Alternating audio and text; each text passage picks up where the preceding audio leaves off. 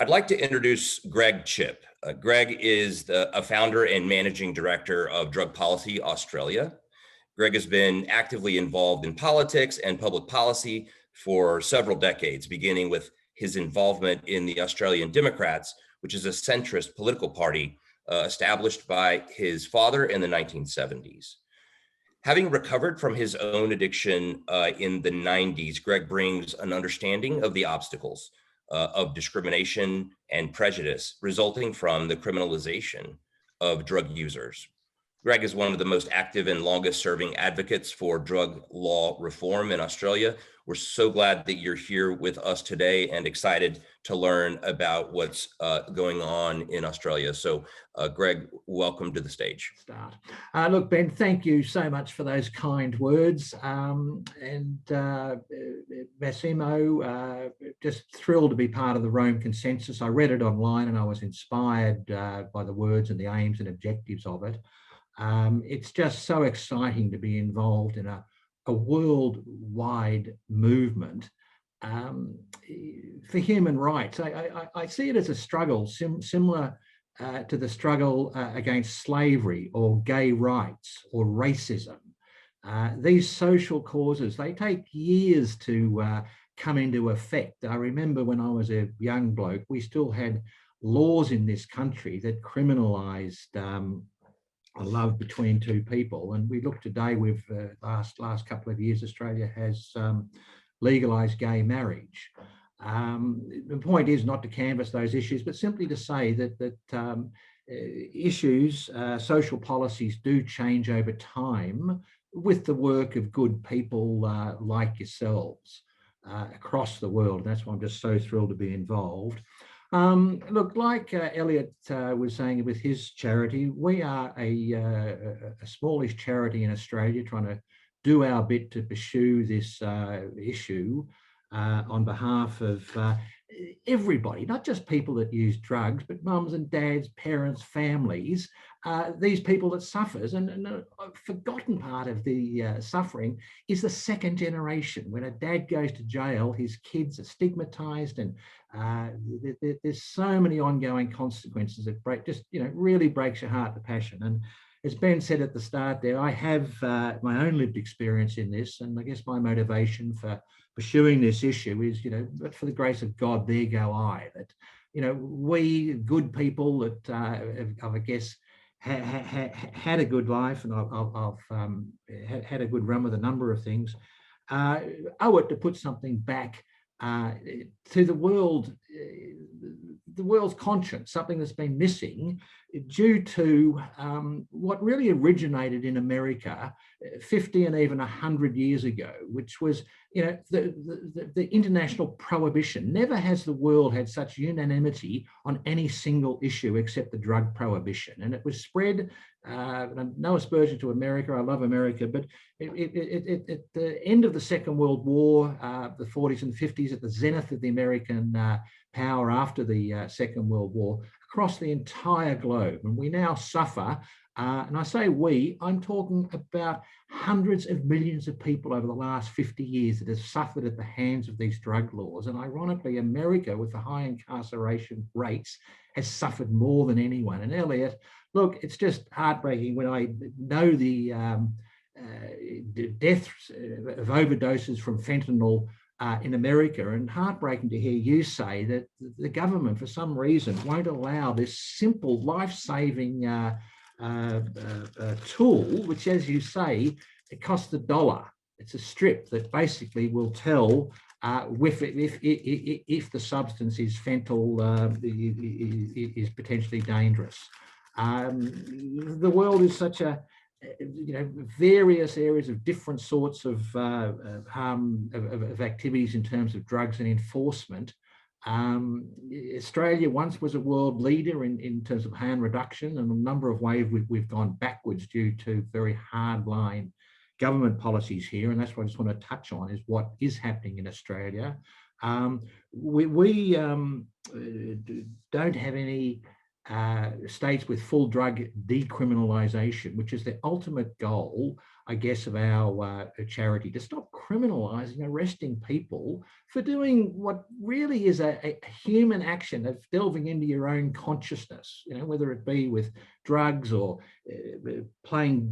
twisting around in the playground when you're a kid and getting dizzy and having an alternative state of mind.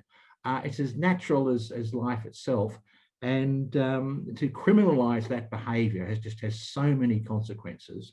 Australia is a jurisdiction of 6 states. No state has fully decriminalised drugs. We have a little bit of decriminalisation of cannabis. We have no legal regulation of cannabis in Australia. As an advocacy charity, we are pursuing the goal, and this is our ultimate goal in terms of undoing the prohibition, is the legal regulation of all drugs. As difficult as that sounds, or as difficult a goal as that sounds, that is the goal of us as an advocacy organisation in Australia. And by legal regulation, we mean prescribing heroin to a long-time addict, as is done in Switzerland, with massive harm reduction and saving of life. The legal regulation of other drugs, perhaps cannabis and MDMA, is on the agenda here. It is attainable in time, and as a harm quality control, it's a taxation to be turned into services for people that are afflicted by drug issues. The legal regulation is a goal. And when I say it's sort of on the agenda here, we've had a very conservative state in Australia, had a productivity commission, which is a statutory body that inquired into recidivism, and this will be related to your area of work, Elliot, in terms of prisoners and the cost of incarcerating prisoners in Queensland, and it was put at $110,000 per year per person.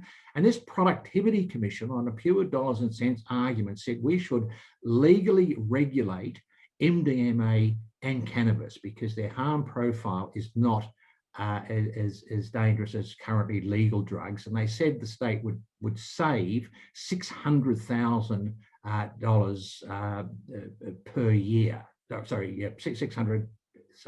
$600 million, almost $1 billion per year by legal regulation. So that's the end goal. The government remains staunchly opposed to even entertaining decriminalisation, little irrational regulation. New South Wales, our largest, most populous state here, has had a coroner's inquiry that recommended the full decriminalisation of all drugs.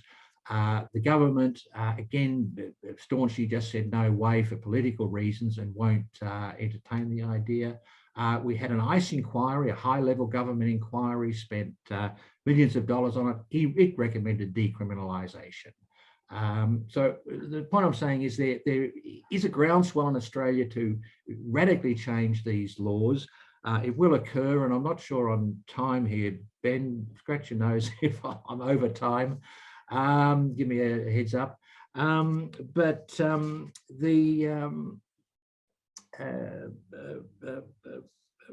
decriminalisation of drugs will happen eventually. We're taking our lead, ironically enough, from America. And I can't proceed and finish up without commenting on the massive step that's happened in America in the state of Oregon on the 1st of February this year. It's enormous, and it, I guess, inspires me to believe that we can get this thing done in a shorter time frame. Oregon decriminalised all drugs, massive harm reduction technique.